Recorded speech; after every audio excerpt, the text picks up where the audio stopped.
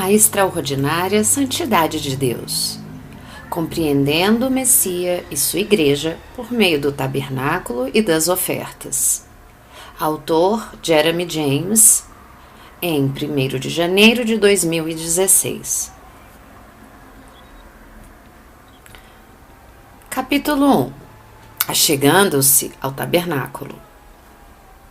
A solução completa e perfeita para todas as dificuldades e desafios que a Igreja enfrenta no mundo hoje pode ser encontrada simplesmente estudando e crendo na Santa Palavra de Deus.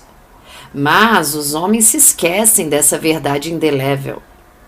Vernon McGee, que foi um grande professor da Bíblia e teve um profícuo ministério pela rádio, apontou esta crise atual cerca de 40 anos atrás, ao dizer o seguinte em seu comentário sobre Romanos: o quanto eu gostaria que mais homens que afirmam ser evangélicos realmente acreditassem na palavra de Deus, que ela é a palavra de Deus, que ela é Deus falando. Em minha opinião, o maior pecado na Igreja de Jesus Cristo nessa geração é a ignorância da palavra de Deus. Hoje, um crente que conheça a palavra de Deus e que se refira a ela frequentemente é muitas vezes marcado como um criador de problemas, um fariseu legalista ou talvez um fundamentalista fora de moda que não conhece o verdadeiro significado do amor. Poucos querem falar em profundidade sobre as gloriosas verdades que o Senhor revelou para nosso proveito em sua palavra. Em um livro publicado mais de 100 anos atrás, Dwight Moody disse que tinha deixado de ir às festas e reuniões sociais formadas por membros de igrejas, porque se você falar em um salvador pessoal, sua companhia se torna ofensiva. Eles não gostam disso. Eles querem que você converse sobre o mundo. Quando você fala sobre um Salvador ressurreto e um Salvador pessoal, eles não gostam de ouvir sobre isso.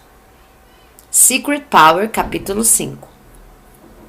Bem, o tabernáculo da congregação fala sobre o Messias ressurreto e faz isso em detalhes admiráveis.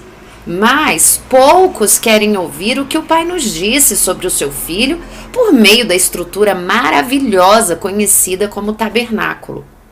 Os fiéis cristãos hoje parecem ter pouco ou nenhum conhecimento a respeito do tabernáculo ou sobre o seu significado. Todavia, este é um dos estudos mais recompensadores que podemos fazer em nossa caminhada com o Messias. Este guia simples tem o objetivo de despertar nos leitores um interesse renovado pelo tabernáculo e seus significados. A bibliografia lista diversos estudos excelentes e profundos que enriquecerão grandemente a compreensão desse assunto admirável.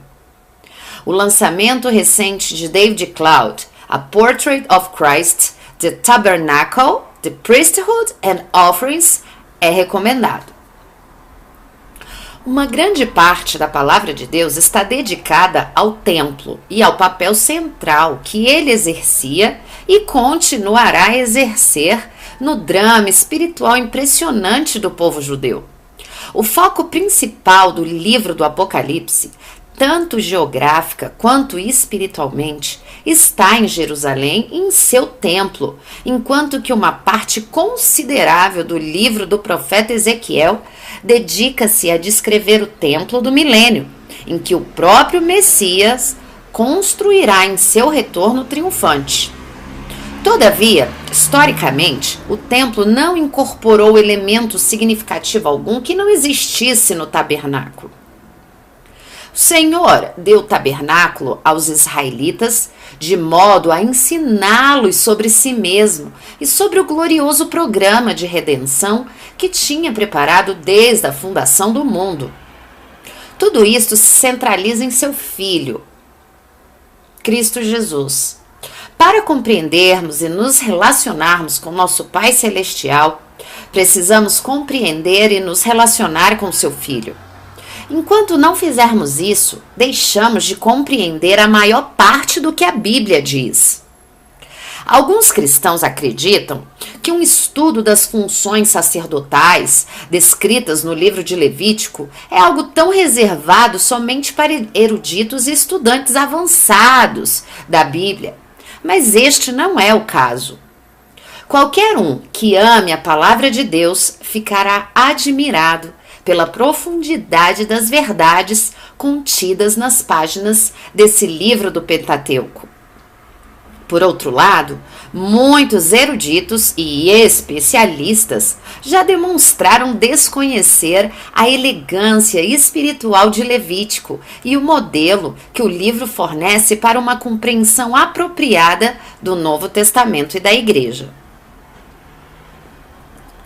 M.R. Derham, outro mestre da Bíblia que teve um bem-sucedido ministério na rádio, resumiu a questão da seguinte forma: ora, o homem natural não compreende as coisas do Espírito de Deus, porque lhe parecem loucura, e não pode entendê-las, porque elas se discernem espiritualmente.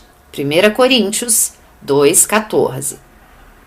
Isto explica porque a Bíblia permanece em grande medida um livro fechado para o homem mais instruído, porém não convertido, ao mesmo tempo que é um livro aberto para os fiéis cristãos mais ignorantes.